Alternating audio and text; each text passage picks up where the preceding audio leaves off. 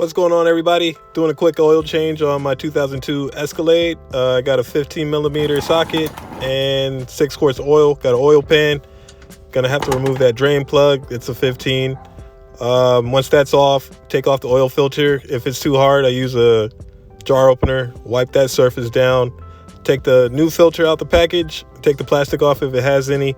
Take that rubber ring and dip it in some oil. Put that back onto the filter.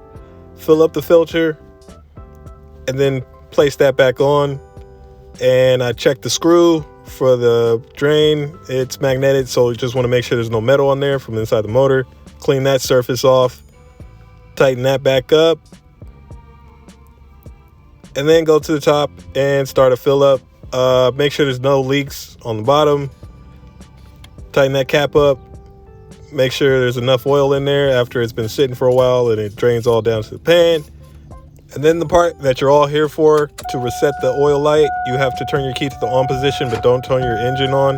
You want to press the gas pedal 3 times and then turn the ignition off and then turn the motor all the way on, and your light should blink. It will come on probably like 2 or 3 times after you start it up, but after those 2 or 3 times, it's going to go away. And that's it. You're reset, your oil's changed, you're good to go for another 3,000 miles or however much you want to go for.